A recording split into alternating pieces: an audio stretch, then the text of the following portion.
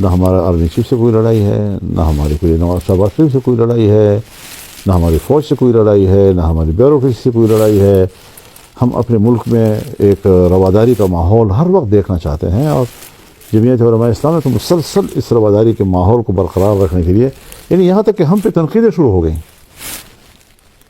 پھر اپنے ملک کے اندر آپ محاذ پہ محاذ کھول رہے ہیں، مسلح گروہوں کے ساتھ آپ کی الگ جنگ ہے، کے پی میں آپ کی الگ جنگ ہے، بلوچستان میں آپ کی الگ جنگ ہے، پنجاب میں آپ نے دینی مدارس کا ناک میں دم کر رکھا ہے۔ ہاں، یعنی اس حد تک ہمارے ادارے علماء کرام کے پاس جا کر ان سے کہتے ہیں تمہارا قد کتنا ہے؟ یہ بھی ایک مدرسے کے محترم سے یا ان کے منتظم سے پوچھنے کا سوال ہے، تمہارا قد کتنا ہے؟ تم بتاؤ تمہاری آنکھوں کا رنگ کیا ہے؟ یہ سوالات ہیں۔ یعنی یہ علماء کرام ان لوگوں کی توہین کے لیے بیٹھے ہوئے ہیں جو تمہارے بچوں کو پڑھا رہے ہیں، ان کو تعلیم دے رہے ہیں۔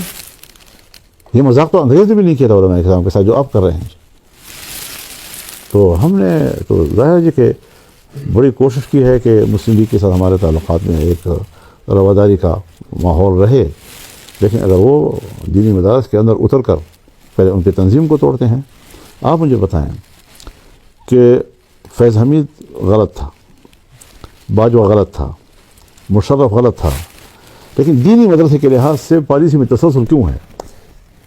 اس لیے کہ باہر کی دنیا یہی چاہتی ہے، اور ہم باقی سارے معاملات چاہیں کہ ہم اپنی مرضی سے کریں، اور اگر ہم اپنی مرضی کرتے ہیں تو پھر باہر کی دنیا جو ہے وہ ہم سے الجھتی ہے، تو ہم دینی مدرسوں کو ذبح کر کے ان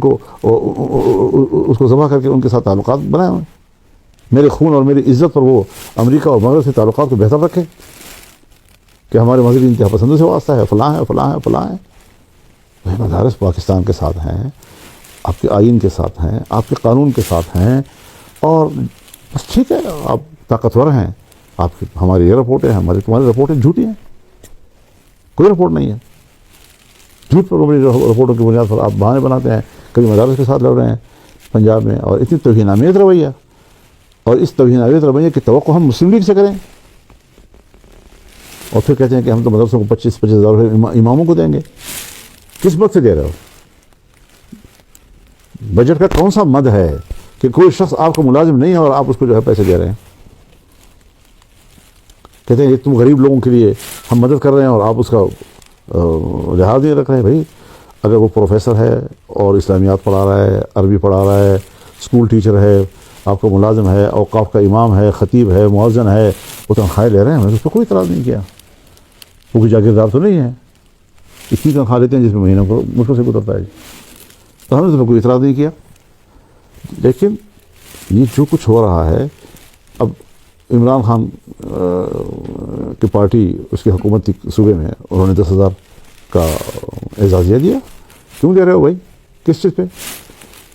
اور پھر جو انہوں نے پیسے دینے کے لیے، جو 25,000 پیسے دینے کے لیے جو شرائط لکھے ہیں، ذرا ان شرائط کو تو پڑھ لو، پھر پتہ چلے گا کہ تم غریب کے ساتھ ہمدردی کے لیے پیسے دے رہے ہو یا مساجد کے نظام کو کنٹرول کرنے کے لیے اور عالم دین کو کنٹرول کرنے کے لیے ہو۔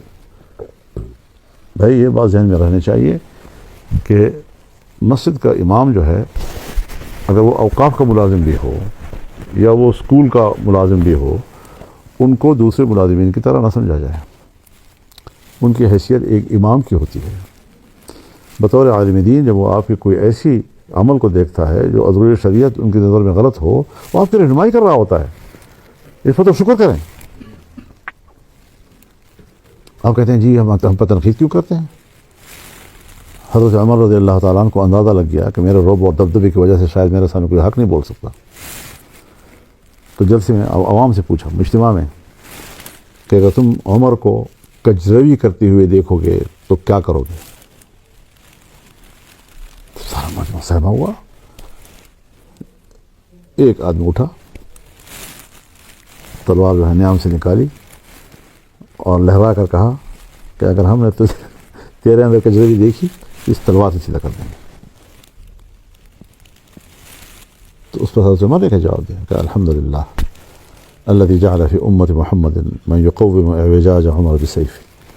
اس اللہ کا شکر کہ جس نے حضرت محمد صلی اللہ علیہ وسلم کی امت میں ایسے لوگ بھی پیدا کیے ہیں کہ جو عمر کی کجروی کو تلوار سے سیدھا کر سکتے ہیں۔ ہم ایک امام کی نصیحت، اس کی ایک تنقید، اس کو برداشت کرنے کے لیے تیار نہیں ہیں اور اپنے آپ کو حکمران کہتے ہیں. اس کا معنی یہ ہے کہ یہ حکمران نہیں ہے.